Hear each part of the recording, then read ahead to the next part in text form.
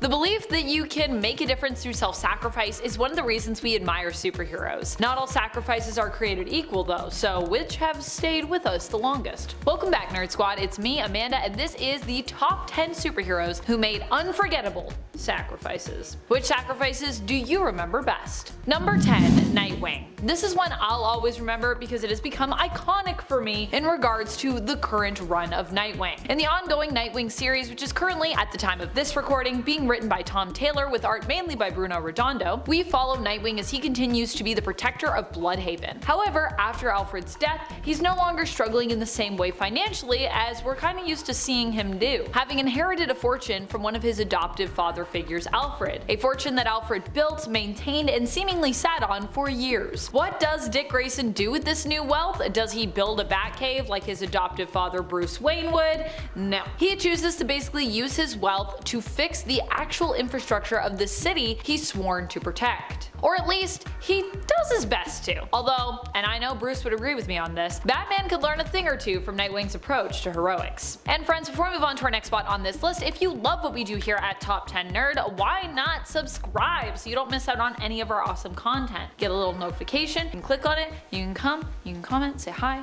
every time we're talking about cool stuff, like sacrifice. Number 9. Thor. Thor has sacrificed himself a few times in the comics, but one of the times that stuck with me the most was when, even knowing the likely outcome of his fate, he chose to put his life on the line. He did this during the Fear Itself event when he was tasked with taking on his uncle called Borson, aka the Serpent. His uncle was the god of fear, who used to be the Allfather before his dad, Odin, stepped in. Odin knew that Kull was destined to kill his son, and so he attempted to prevent the two from fighting, even considering kinda just letting Midgard burn when Kull reappeared on planet Earth. However, in the end, even knowing this prophecy existed, Thor did face his uncle and won, saving all of Midgard, but sadly, the prophecy could not be beat and it did end up costing him his life. Number 8. Batman.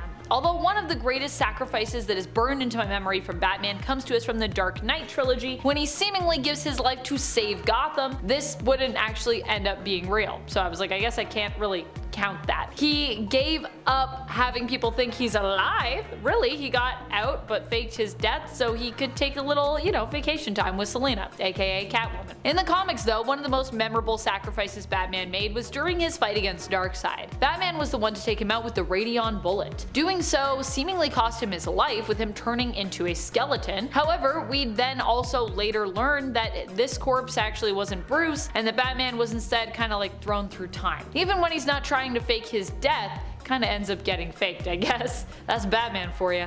Number 7. Colossus. When it comes to curing the legacy virus, a lot of people think of Beast and Moira McTaggart's involvement, who were of course instrumental in helping to create the cure and get it out. However, a cure may have never even been possible for the mutants if not for the sacrifice of Colossus. Going through a really rough time and having just lost his sister to the legacy virus, Colossus volunteered to be the person to activate the cure in all mutants by taking the serum and activating his ability. Doing so saved everyone else, but cost Colossus his life. We don't hype Colossus enough on this channel, but here's to you, Piotr. What a memorable and heart-wrenching moment in comic book and mutant history. Number 6. Steve Trevor. Now, I'm not the biggest Steve Trevor fan when it comes to the comics, but honestly, Chris Pine has made me more of a fan in recent years. His portrayal of Steve Trevor in the first Wonder Woman film was charming and endearing, and it allowed me to see what Diana sees in him. Not that, she needs any man. I'm still a firm believer that Diana is kinda best when she's flying solo in the comics. Still, Steve sacrificing himself to blow up all the missiles at the end of the Wonder Woman film.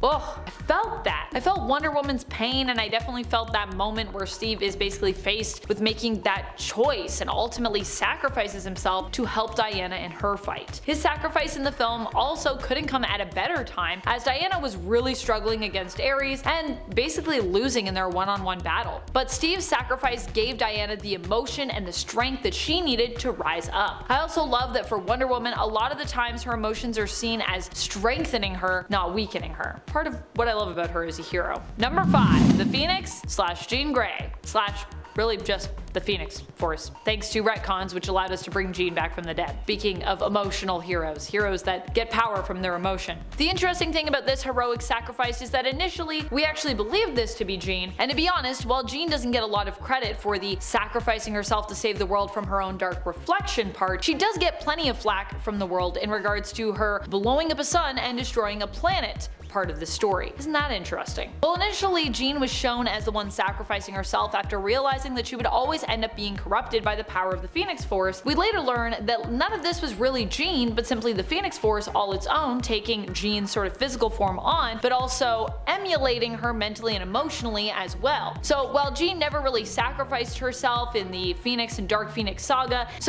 and was recovering in a pod beneath Jamaica Bay, in a weird way, the Phoenix sacrificing herself is kinda thanks to Jean, because that is what the Phoenix believed Jean would have done in its place. So Jean should also be able to kind of take the credit for that part too, really. If we're giving her the credit, you know, for like basically destroying a planet, I think she should also get credit for trying to save everyone by sacrificing herself, when really she did neither of these things anyways. Number 4, Wonder Woman. Wonder Woman is always the kind of hero willing to lay her life on the line. She would do so proudly, and even better, she also happens to be one of the most humble heroes around. She doesn't even need or want that recognition necessarily, she just does it because she believes it's the right thing to do. During Dark Knight's death metal, Diana was the one to rise up and temporarily become a cosmic level goddess. But after saving the multiverse from Batman Who Laughs, she was offered a place among some of the most powerful cosmic gods of all time. Surprisingly though, she refused, choosing to remain gone after her sacrifice, with the rest of the heroes believing her to be dead. Even past this point, after Diana went to Valhalla, she continued on her journey of protecting the multiverse without any of her friends even knowing about her adventures, as they all still believed her to be dead and gone at the time. Number 3, Spider-Man. Spider-Man has given up a lot over the years to fight as a hero and act as the friendly neighborhood protector of New York. One of his most memorable sacrifices though for me comes from when he decided to give up his secret identity in the comics in order to help Tony promote the Superhero Registration Act and encourage other heroes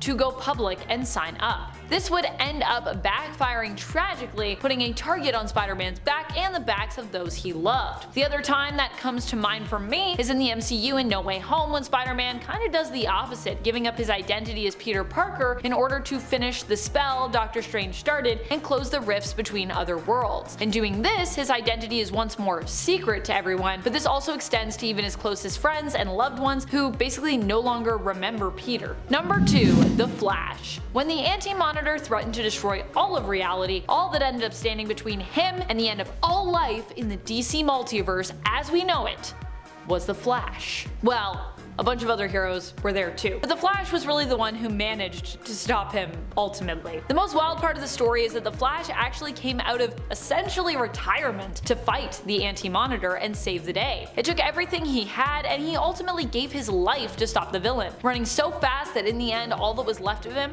was his costume. That being said, of course, Barry would return eventually, but at the time when comic book deaths and returns were not as common as they are today, a lot of people really felt this one, so it stands out. Number 1, Havok. This one always hits me in the feels. Did you know that the Wasp and Havok once dated, got married, and even had a child together?